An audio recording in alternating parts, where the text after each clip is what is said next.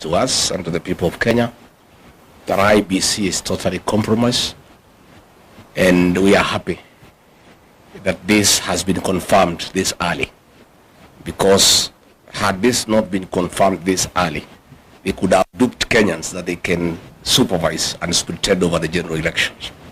For the first time since the electoral history of Kenya, IBC has confirmed that they will be using uniformed officers and plainclothes officers. Those plainclothes officers is a tool for ballot stuffing.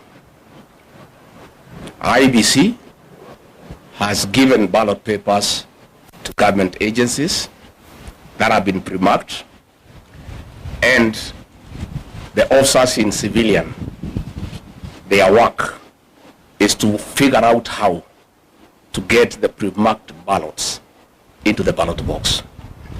In Bere, for example, Bere North, 15,000 pre-marked ballots are being distributed now in a hotel 2 kilometers from Ebu town, where Kindiki is supervising. And these officers have been instructed to go to the polling stations, some pretending to be agents, others to be observers, others to be keeping security. The plan in Bere North is that 1,500 gangsters from Kayole and Gekambura in Kikuyu are in Bere. And their mission is to create chaos outside the polling stations so that the police officers inside can create more chaos, pretending to be agents. And in that situation of chaos, the pre-marked ballots will be put into the ballot boxes.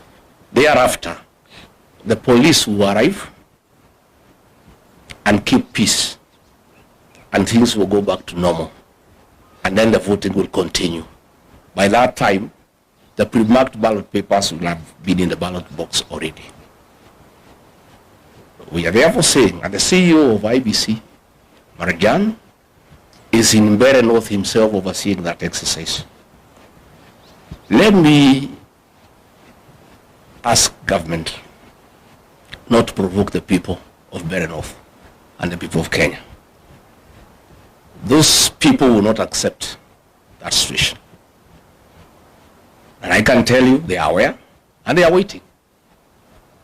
And I think for IBC, they have lost an opportunity to work on some credibility where Kenyans can believe that they can be trusted to oversee the general election. So let me ask the people of Bere North to be vigilant, to go and vote, and hang around. And when there is a signal that the goons and the police have brought chaos, they too must come and protect their vote, because it's their right and it cannot be taken away from them. In Narok town, the governor has mobilized goons with the help of the Muranga women rep and Betty Minor, again from Kikuyu, from Kayole, to go and intimidate members of the Kikuyu community in Narok town because they are perceived to be against government, and to make sure they do not vote. I was there on Monday. There was a lot of violence by goons under police supervision in broad daylight. And I want to ask the members of the Kikuyu community not to fear to go and vote, because they are Kenyans and they have a right to live anywhere in this country, and they have a right to vote for whoever they want to vote for. Our party has organized adequate security to escort them to go and vote, and they should do so without fear, because if they buy fear, this will set the stage for the rigging of the 2027 general election. So let us say that if William Ruto and IBC think they will rig the 2027 general election, they will be in for a rude shock. Admittedly, I think the by-elections are a trial run on how they can rig the 2027 general election.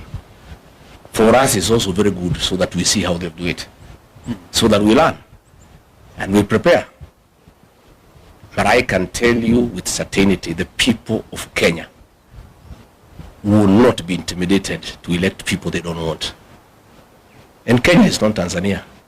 This is a totally different country with a very resilient population who don't buy fear and who are not easily intimidated.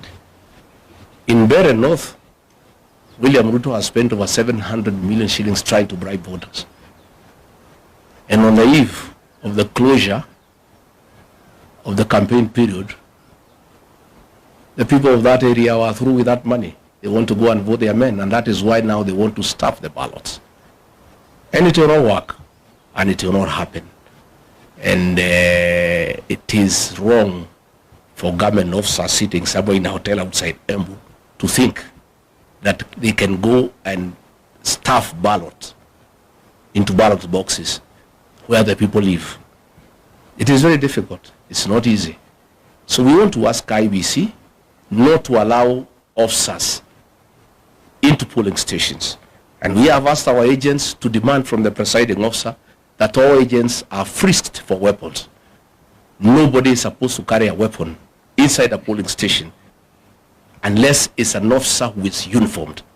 Anybody else, whether you are an agent, whether you are an electoral official, you cannot carry a firearm inside the polling station.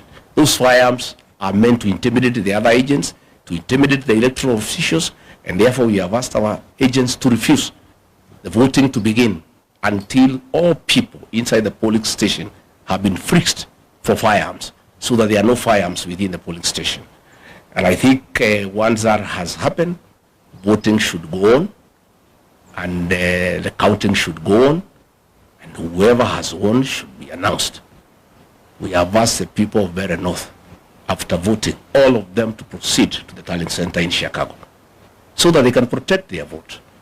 Because we cannot agree a few police officers organized by government to intimidate an entire population. It is not acceptable. It cannot happen. But the most annoying thing is that IBC has the guts to print ballots and give them to government. It's so sad. And they expect anybody to believe they can carry out a free and fair general election. They are going to set this country on fire. If those ballots are introduced tomorrow across the country successfully, because Kenyans will know, because the agents will be there, but the police will use force, those activities will be recorded, and it comes to the attention of the people of Kenya that IBC with the government want to introduce ballot papers that are pre-marked. Kenyans will be ready. And it will not be easy. And they will set this country on very, very, very serious tension for the next 2 years.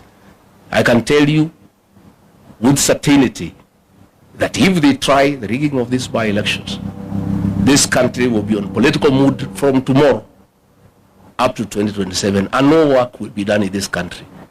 People will be agitated, people will be angry, and people will not accept that a government can enforce, can force leaders on them. So let me ask the people not to fear, not to be intimidated, to go out and vote and protect the vote. They must remain vigilant under all circumstances, no matter the threats, no matter the level of intimidation. This is our country.